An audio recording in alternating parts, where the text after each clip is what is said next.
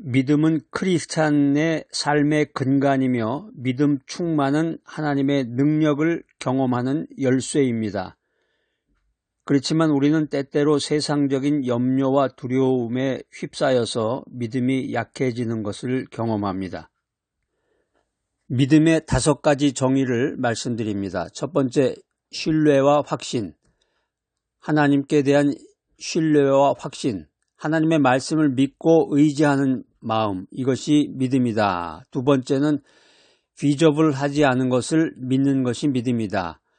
볼 수 없는 것, 눈으로 볼 수 없는 영적인 것을 믿는 것이 믿음이다.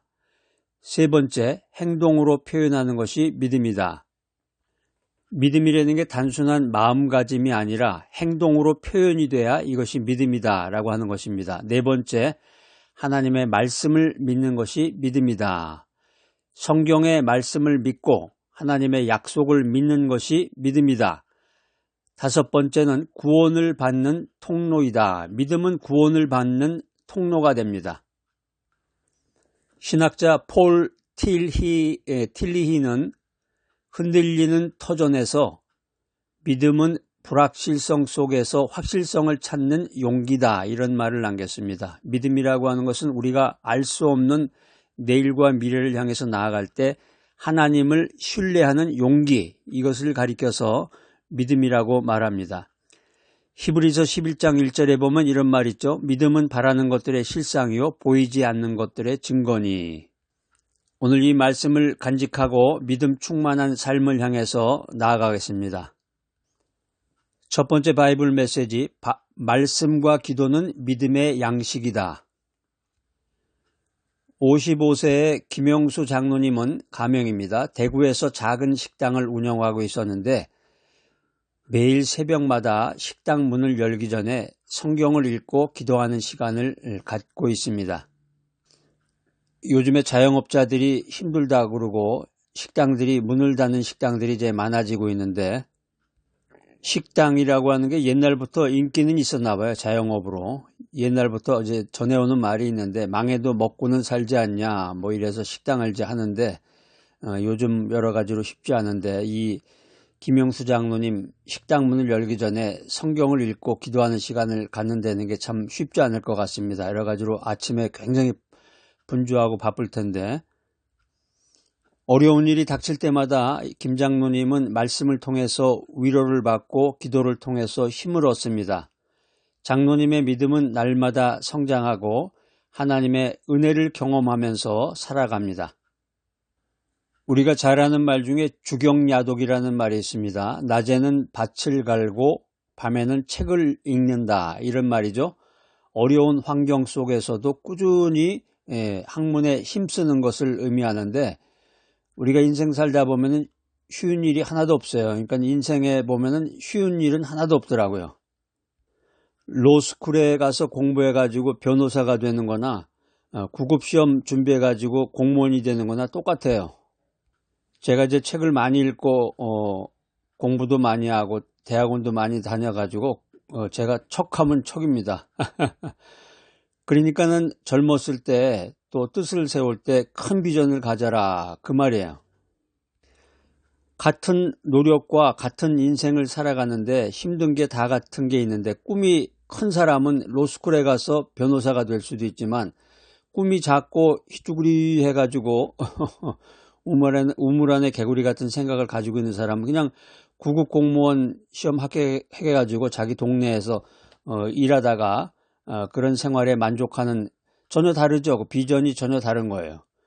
그러니까 우리가 인생의 어려운 환경, 힘든 환경 속에서도 꾸준히 말씀과 기도를 통해서 믿음을 키워나가야 되겠습니다.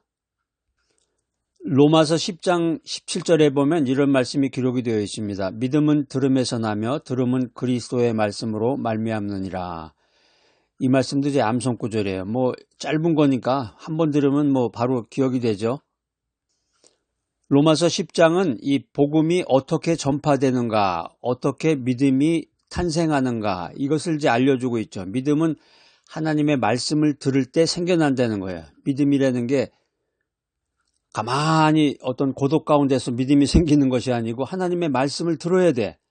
그러니까 이렇게 이제 바이블 메시지를 계속해서 들으면서 생각도 하고 또 자기가 이제 일하면서 되게 이제 들을 수가 있죠. 자기가 뭐 다른 일을 하면서도 말씀을 들을 수가 있고 또 놓친 말씀이 있을까봐 또 듣고 자꾸 듣는데 말씀을 들으면서 신뢰와 확신이 들고 보이지 않는 것을 영적인 것을 믿게 되고 더 나아가서 행동으로 표현을 하고 하나님의 말씀을 굳게 믿으면서 구원을 받게 되면 이것이야말로 믿음 충만한 인생을 살아가는 것입니다.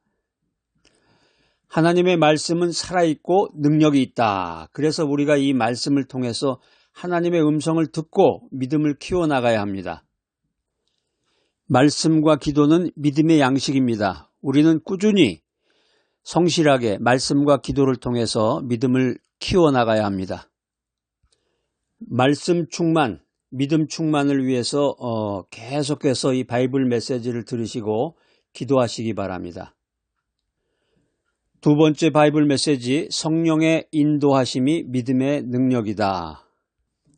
서울에서 교사로 일하고 계시는 그 40세의 이지혜 집사님이 계십니다. 가명입니다. 이 집사님은 어려운 학생들을 위해서 기도하고 하나님의 사랑으로 그들을 섬기고 있습니다. 중고등학교 다니면서 집안이 어려우면은 그때 사춘기를 겪으면서 아마 그 학생들은 굉장히 그 어려운 그 인생의 과정을 겪게 될 거예요. 그런데 여기 지금 이제 이재 집사님 같은 분들이 기도하면서 그 학생들을 케어하고 기도해주고 하나님의 사랑으로 그들을 섬길 때 그들에게 얼마나 놀라운 하나님의 은혜가 나타나겠습니까? 항상 기도하며 학생들을 사랑으로 섬기던 어느 날 이 이재 집사님은 기도하던 중에 성령의 인도하심을 받게 됩니다. 그래서 학생들에게 필요한 도움을 줄 수 있는 그런 능력을 받게 됩니다. 그리고 이 집사님은 성령의 능력을 경험하고 믿음이 더 강해졌습니다. 타산지석이라는 말이 있습니다. 타산지석은 다른 산의 돌이라도 옥을 가는데 쓸 수 있다, 이런 의미가 있는데 다른 사람의 단점이나 실패도 자신의 발전에 도움이 될 수 있다, 이런 뜻을 가지고 있습니다. 우리는 성령의 인도하심을 통해서 믿음의 능력을 경험할 수 있는 것입니다. 사도행전 1장 8절 말씀입니다.